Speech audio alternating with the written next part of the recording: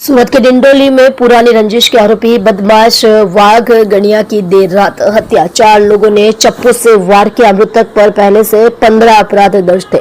सूरत के नवागाम डिंडोली में शनिवार देर रात एक सिरफिरे व्यक्ति बाघ गणिया की चप्पू से वार कर हत्या कर दी गई। पुलिस को संदेह है कि हत्या पुरानी रंजिश के चलते की गई है। नवागाम डिंडोली के जगदम्बा नगर के पास एक सिरफिरे गणेश बाघ को चप्पू से काट कर मार डाला गया। पता चला है कि यह हत्या 4 लोगों ने की है। हत्यारे की गणेश बाग से किसी बात पर बातचीत हुई थी, तभी अचानक 4 लोगों ने गणेश पर चक्कू, रेंबो जैसे हथियार से हमला कर दिया। सिरफिरे गणेश बाग को चप्पू से मारा गया और उसकी मौके पर ही मौत हो गई। घटना के बाद डिंडोली पुलिस मौके पर पहुंची।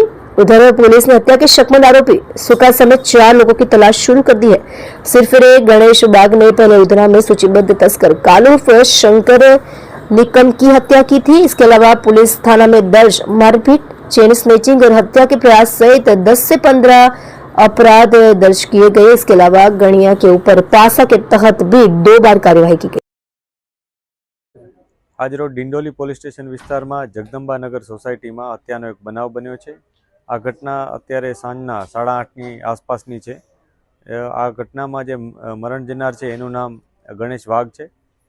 एमां एना मित्रों साथे बेसेल होवानी प्राइमरी इन्फॉर्मेशन छे, परंतु आ घटना एमां मित्रोमांथी कोई करी छे अथवा अन्य कोई करी छे एनी तपास अत्यारे चालू छे।